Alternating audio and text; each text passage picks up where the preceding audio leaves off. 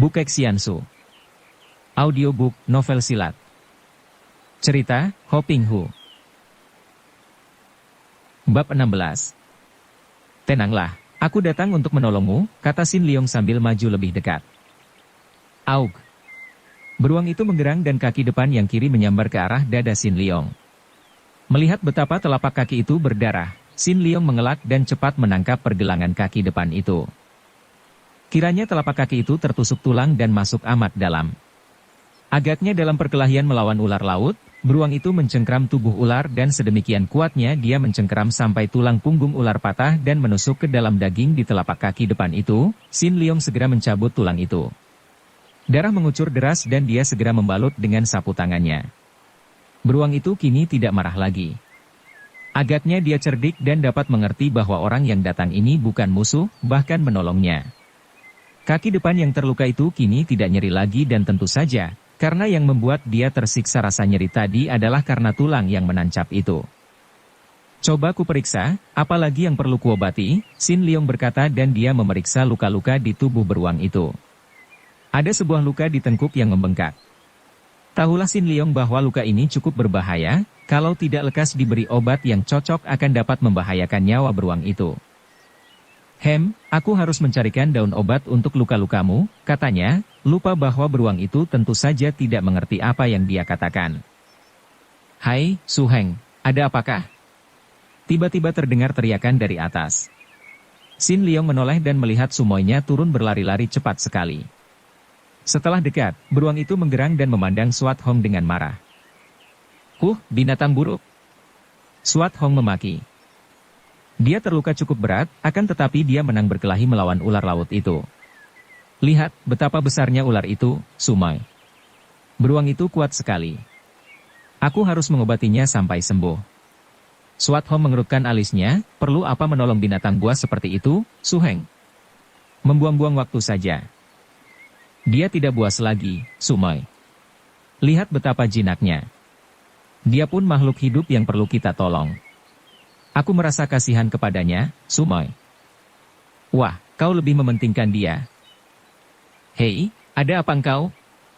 Tiba-tiba Sin Leong berteriak melihat beruang itu menggereng-gereng dan menarik-narik tangannya, seolah-olah hendak mengajak Sin Leong pergi dari situ. Beruang itu makin keras menggereng dan makin kuat menariknya. Diam-diam Sin Leong kagum bukan main. Tenaga beruang ini luar biasa besarnya, dan kiranya dia hanya akan dapat menandingi tenaga raksasa ini kalau dia menggerakkan Sin Kang sekuatnya. Akan tetapi tiba-tiba dia mendapat firasat tidak baik melihat sikap beruang itu, maka disambarnya tangan sumoinya dan dia berteriak. Awas, Sumoi. Mari pergi, dia menghendaki demikian, entah mengapa. Sin Leong memegang erat-erat lengan sumoinya dan membiarkan dirinya diseret oleh beruang itu. Binatang itu mengajaknya setengah paksa berlompatan dan berlarian ke gunung es yang lain yang berdekatan. Baru saja mereka melompat ke atas gunung es lain itu, tiba-tiba terdengar suara keras dan gunung es di mana mereka berada tadi telah pecah berantakan menjadi keping-keping kecil. Kiranya gunung es itu ditabrak oleh gunung es yang lain dan hal ini agaknya telah diketahui oleh si beruang tanpa melihat datangnya gunung es yang tak tampak dari situ. Ternyata binatang itu hanya diperingatkan oleh nalurinya yang tidak ada pada manusia. Sin Leong berdiri dengan muka pucat, kemudian dia merangkul beruang itu. Terima kasih, kakak beruang. Kiranya engkau malah menyelamatkan kami berdua. Akan tetapi Suat Hong merasa tidak senang. Su Heng, mari kita segera pergi dari sini. Tempat ini amat berbahaya. Lihat, gunung es tadi hancur dan itu kelihatan dari sini perahu kita. Untung tidak hilang. Marilah, Su Heng. Nanti dulu, Sumoi. Aku harus mencarikan daun obat untuk mengobati luka-luka di tubuh beruang ini. Perlu apa? Kita bisa celaka di sini. Sumoi, dia telah menyelamatkan nyawa kita. Begitukah? Engkau pun tadi telah menyelamatkan nyawanya ketika kau mengusir burung-burung nasar itu, bukan? Aku melihat dari jauh. Berarti sudah terbalas semua budi, bukan? Marilah, Su Heng. Tidak, Sumoi. Kita tinggal di sini dulu sampai aku selesai mengobatinya. Suat Hong menjadi marah. Agaknya kau lebih sayang beruang betina ini daripada aku. Sumoi. Akan tetapi Suat Hong sudah berlari pergi, berloncatan di atas pecahan es dan menuju ke perahu mereka, meloncat ke dalam perahu dan mendayung perahu itu pergi dari situ. Sin Leong menjadi bingung dan hampir membuka mulut menegur, akan tetapi karena maklum bahwa hal itu percuma saja, dia membatalkan niatnya. Nguk, nguk. Beruang itu mendengus-dengus dan menciumi kepalanya. Ah, Enci, kakak perempuan, beruang, betapa sukarnya menyelami watak wanita. Aku telah membuat hatinya kecewa dan marah, akan tetapi bagaimana hatiku dapat tega meninggalkan engkau yang terancam bahaya maut oleh lukamu? Sin Leong lalu mengajak beruang itu mencari daun. Karena perahu sudah dibawa pergi Suat Hong, maka terpaksa dia mencari pulau yang masih ada tetumbuhannya dengan jalan berloncatan dari batu es lainnya, dan kalau jaraknya terlalu jauh, beruang itu menggendongnya dan membawanya berenang ke batu es lainnya atau kadang-kadang Sin Leong menggunakan sebongkah es yang mengambang sebagai perahu, didayung dengan tangannya yang kuat. Akhirnya, setelah melalui perjalanan yang amat sukar, dapat juga dia menemukan pulau yang masih ada tetumbuhannya dan di pulau kecil itu, mulailah dia mengobati luka-luka beruang itu sampai sembuh. Pada suatu hari dia melihat sebuah perahu kosong terbalik mengambang tidak jauh dari pulau. Dia merasa girang sekali. Cepat menyuruh beruang mengambilnya dan hatinya terharu ketika mengenal perahu itu sebagai sebuah di antara perahu pulau es. Tentu penumpangnya telah lenyap di telan badai, pikirnya. Dia lalu membuat dayung dari cabang pohon dan setelah beruang hitam itu sembuh benar, dia lalu melompat ke perahu dan mendayungnya meninggalkan pulau. Akan tetapi tiba-tiba beruang itu terjun ke air dan berenang mengejar perahunya. Hei, kakak beruang, kembalilah. Engkau sudah sembuh, dan aku harus pergi mencari Sumai. Nguk. Nguk. Beruang hitam itu mengeluarkan suara mengeluh dan mukanya seperti orang menangis. Sin Leong tersenyum. Kau hendak ikut? Ya. Nah, loncatlah ke atas. Seolah-olah mengerti arti kata-kata Sin Leong, beruang itu lalu meloncat ke dalam perahu. Kini mukanya kelihatan berseri, matanya bersinar-sinar dan lidahnya terjulur keluar seperti sikap seekor anjing yang kegirangan. Kau boleh ikut sampai aku dapat menemukan kembali Sumai, kata Sin Leong. Kalau Sumai tidak menghendaki kau ikut, kau harus kutinggalkan karena kau telah sembuh. Demikianlah, Sin Leong kini melanjutkan perjalanan mencari pulau neraka. Dari puncak sebuah gunung es, dia dapat melihat dari jauh dan kini dia tahu di mana letaknya pulau neraka. Beruang yang kini menggantikan tempat Suat Hong, menjadi temannya berlayar itu kelihatan girang sekali ketika perahu meluncur dan binatang ini telah jinak benar-benar. Setelah kini dia mengenal kembali keadaan dan tahu di mana letaknya pulau neraka, perjalanan dapat dilakukan dengan cepat. Setelah dekat dengan pulau neraka, dia menyaksikan sesuatu yang membuatnya terheran dan merasa tegang. Sebuah perahu besar kelihatan mendarat di pulau neraka. Jelas bukan perahu pulau neraka yang kecil-kecil. Perahu itu besar sekali, perahu layar yang hanya dipergunakan untuk pelayaran jauh. Dan perahu itu pun dalam keadaan payah, jelas kelihatan bekas diamuk badai. Tiang layarnya patah, layarnya cabik-cabik dan perahu itu tidak ada orangnya sama sekali, berdiri miring di pantai pulau neraka. Apakah yang telah terjadi di pulau neraka? Ternyata bahwa seperti juga pulau lain. Pulau neraka tidak luput dari amukan badai. Hanya karena letaknya agak jauh dari pusat amukan badai, maka penderitaannya tidak sehebat pulau lain, terutama pulau es. Air juga naik tinggi dan menenggelamkan setengah bagian pulau ini, banyak pula penghuninya yang tidak keburu lari ke tempat tinggi, diseret dan ditelan badai. Perahu-perahu lenyap, pohon-pohon yang berada di tepi pantai bobol semua. Dan setelah badai mereda, sebuah perahu besar terdampar di tepi pantai. Perahu itu adalah perahu bajak laut. Setelah air menyurut, para bajak laut yang terdiri dari 25 orang itu segera mendarat. Mereka itu kelelahan dan kelaparan, bahkan ada 5 orang di antara mereka tewas ketika badai mengamuk sehingga jumlah mereka hanya tinggal 25 orang itulah. Mereka mendarat dikepalai oleh Raja Bajak yang memimpin mereka, raja yang amat terkenal di sepanjang pantai muara-muara sungai Huangho dan Yangtze. Kepala bajak ini adalah seorang laki-laki tinggi besar yang buta sebelah matanya. Mata kiri yang buta karena tusukan pedang lawan dalam pertandingan, kini ditutupi oleh sebuah kain hitam sehingga ia kelihatan lebih menyeramkan lagi. Tubuhnya tinggi besar dan di antara para nelayan dan pedagang yang suka berperahu, dia dikenal sebagai Togan Hai Leong, naga laut mata satu, dan namanya adalah Koan Sek. Mereka sama sekali tidak tahu bahwa perahu mereka yang diamuk oleh badai dahsyat itu telah mendarat di Pulau Neraka. Andai kata mereka tahu juga, mereka tentu tidak merasa takut karena pada waktu itu, nama Pulau Neraka hanya dikenal oleh orang-orang Pulau Es. Untuk dunia ramai, yang dikenal hanyalah Pulau Es, yang dikenal sebagai tempat yang hanya terdapat dalam sebuah dongeng. Betapapun juga, Pulau Es merupakan nama yang ditakuti oleh semua orang termasuk para bajak. Akan tetapi karena pulau di mana perahu mereka mendarat bukanlah Pulau Es, melainkan pulau yang hitam penuh tetumbuhan, mereka menjadi berani dan setelah badai mereda dan air menyurut, mereka lalu menyerbu ke tengah pulau.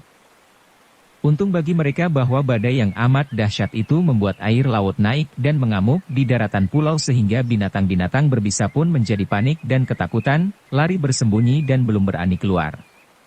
Andai kata mereka itu berani menyerbu pulau dalam keadaan biasa tentu mereka akan menjadi korban binatang-binatang itu dan sukarlah dibayangkan apa akan jadinya.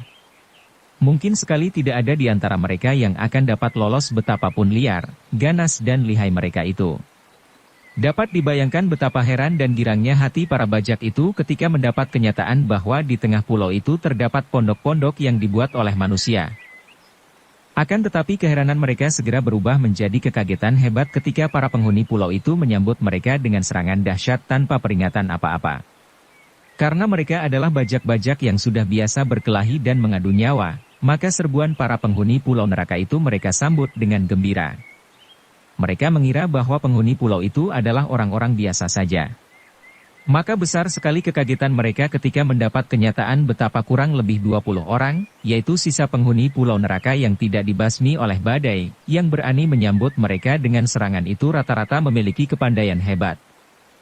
Terjadilah perang tanding yang seru dan mati-matian. Bajak laut pimpinan Togan Hailiong itu pun bukan orang-orang biasa melainkan penjahat-penjahat pilihan yang selain kuat dan ganas, juga rata-rata pandai ilmu silat. Apalagi Togan Hailiong sendiri bersama seorang pembantu yang sebetulnya adalah sutenya, adik seperguruan, sendiri yang bernama Cho Aliokgu, seorang ahli pedang yang lihai sekali. Sedangkan Togan Hailiong Koansek sendiri adalah seorang ahli bermain senjata ruyung yang ujungnya merupakan sebuah bola baja yang berat dan keras. Para penghuni Pulau Neraka masih terguncang oleh amukan badai, bahkan ketua mereka, Ou Kong Ek, sedang menderita sakit hebat.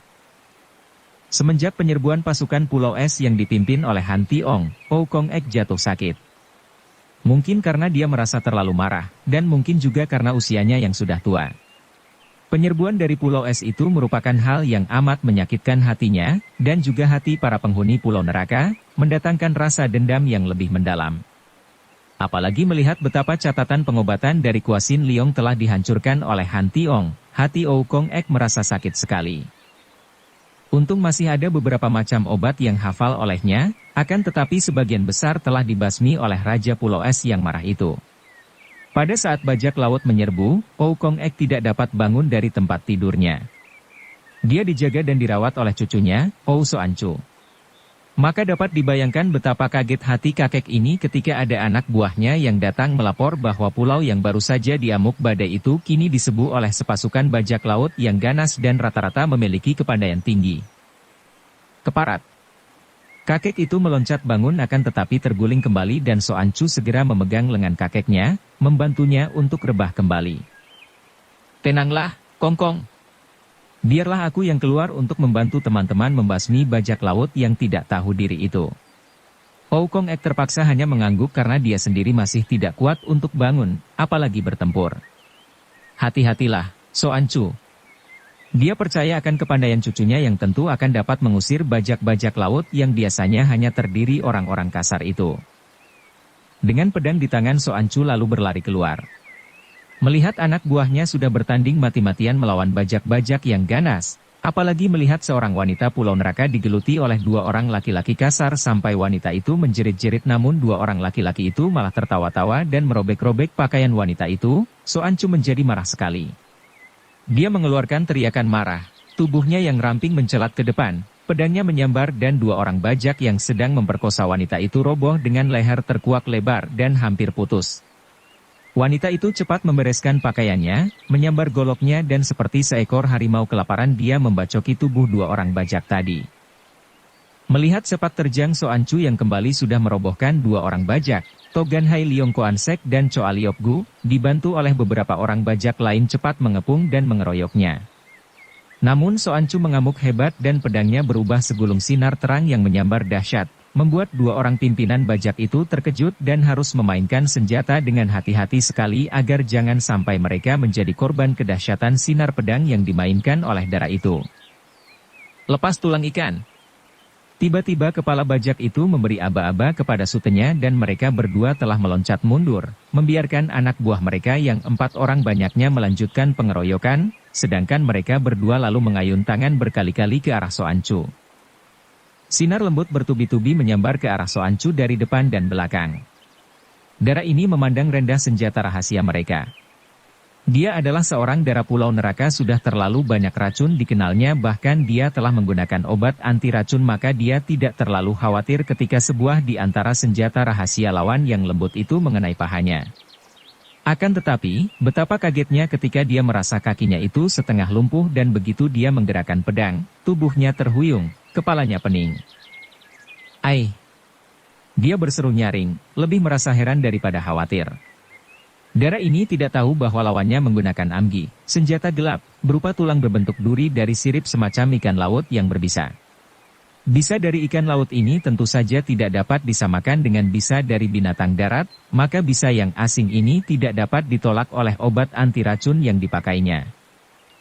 "Sute, tangkap nona manis ini!" teriak Koansek dengan girang. Akan tetapi tiba-tiba terdengar suara gerengan yang dahsyat dan yang membuat mereka kaget bukan main. Dua orang bajak yang mendengar suara itu dekat sekali di belakang mereka menengok dan mereka itu terjengkang dan merangkak untuk melarikan diri dengan ketakutan. Kiranya yang menggerang itu adalah seekor binatang raksasa hitam yang menakutkan. Seekor beruang yang lebar moncongnya cukup untuk mencaplok kepala mereka sekaligus.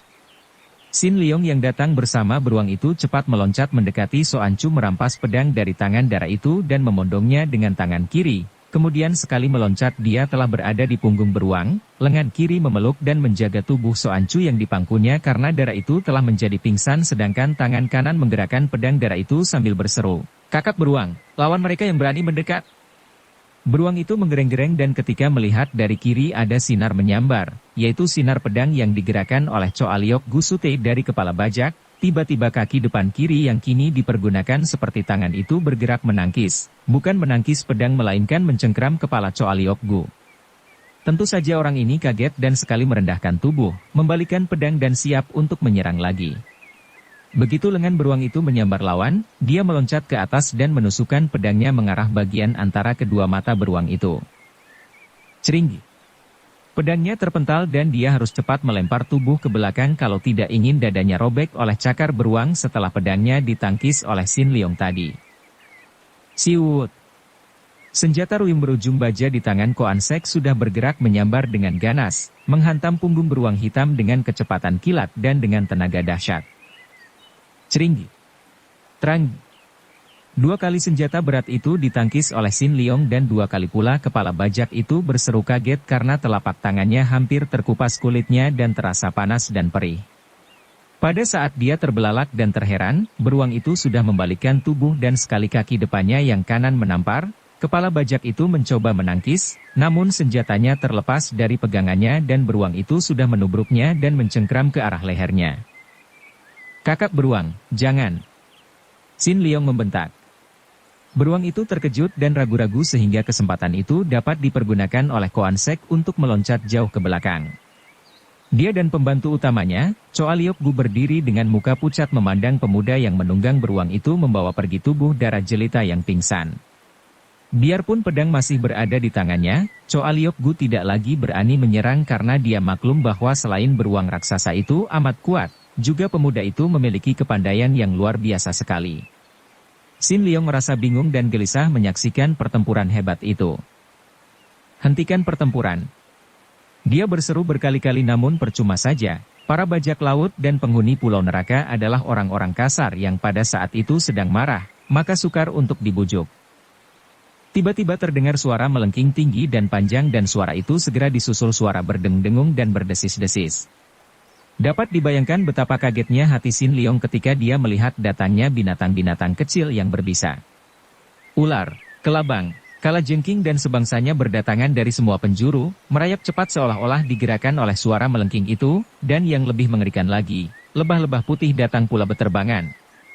Saking kagetnya Sin Leong melompat turun dari punggung beruang dan kini beruang itu pun terkejut dan ketakutan, seolah-olah binatang raksasa ini sudah mengerti bahwa bahaya maut datang mengancamnya. Apa yang terjadi? Soancu mengeluh dan siuman dari pingsannya. Melihat darah itu sudah siuman, Sin Leong agak lega. Bagaimana lukamu? Nyeri sekali, panas, siapa yang memimpin binatang-binatang berbisa itu? Soancu turun dari pondongan Sin Leong. Cepat pergunakan obat penolak ini. Dia mengeluarkan sebungkus obat penolak dari ikat pinggangnya. Setelah menaburkan obat bubuk di sekeliling mereka bertiga, yaitu Soancu, Sin Leong dan beruang betina, Soancu berkata lagi, Sin Leong tolong kau tangkap si mata satu itu, aku membutuhkan obat penawar racun amginya, senjata gelapnya. Melihat betapa wajah darah itu pucat sekali tanda menderita kenyerian hebat, Sin Leong maklum bahwa tentu darah itu terkena senjata rahasia yang mengandung racun luar biasa sekali. Maka tanpa menjawab tubuhnya mencelat ke arah Koan Sek yang masih bengong memandang ke depan, matanya terbelalak ketika melihat betapa anak buahnya mulai menjadi korban pengeroyokan binatang-binatang berbisa. Maka ketika tubuh Sin Leong menyambar, dia terkejut sekali, mengira bahwa pemuda itu akan menyerangnya. Dia tadi sudah mengambil kembali senjatanya, maka tanpa banyak cakap lagi dia sudah mengayun senjatanya menghantam ke arah Sin Leong. Pemuda ini tadi melepaskan pedangnya, melihat betapa dia disambut serangan dahsyat. Cepat dia miringkan tubuhnya, membiarkan senjata berat itu lewat dan secepat kilat kedua tangannya menyambar dan sebelumnya Koan Sek tahu apa yang terjadi, senjatanya telah terampas dan dibuang oleh pemuda itu sedangkan tubuhnya sudah diangkat dan dipanggul seperti seorang anak kecil saja. Percuma dia meronta, karena pemuda itu sudah meloncat seperti terbang, kembali ke dalam lingkaran obat penolak yang ditaburkan Soancu. Koan Sek menggigil.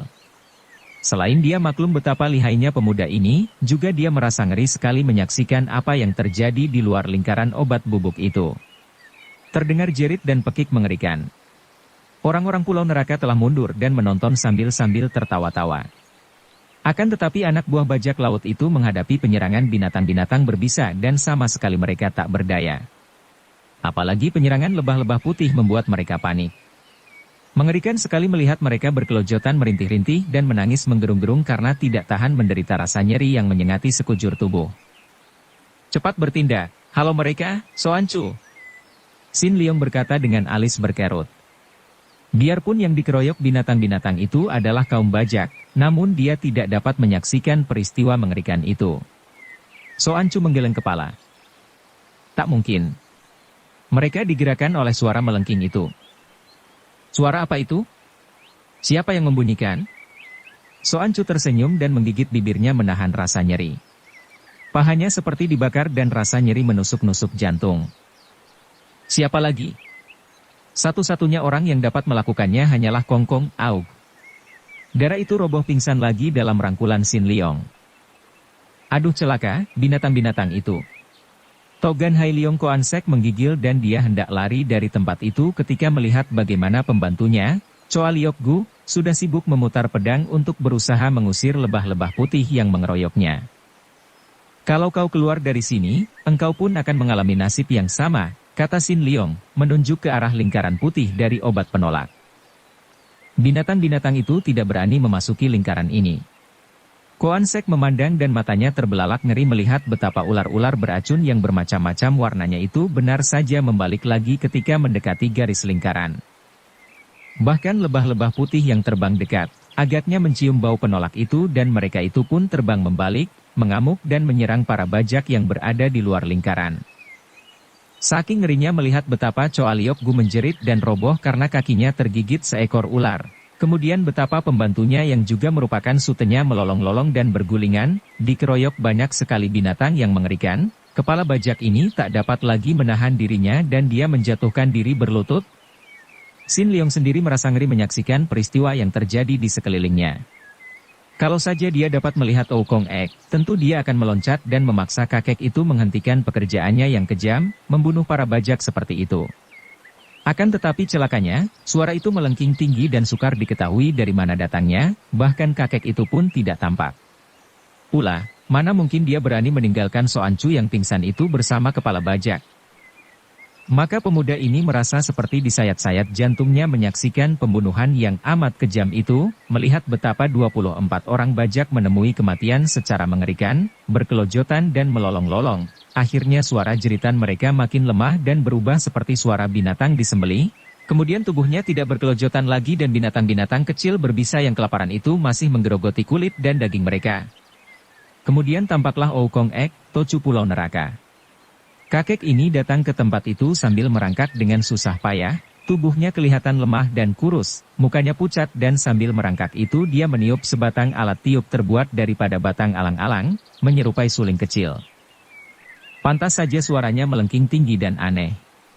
Beberapa orang anggota Pulau Neraka segera maju dan mengangkat ketua mereka, memapahnya datang dan kini binatang-binatang itu berangsur-angsur merayap pergi setelah Oukong Ek merubah suara tiupan sulingnya. Bersambung ke bab 17. Dukung kami dengan subscribe, follow, like, komen dan share. Terima kasih.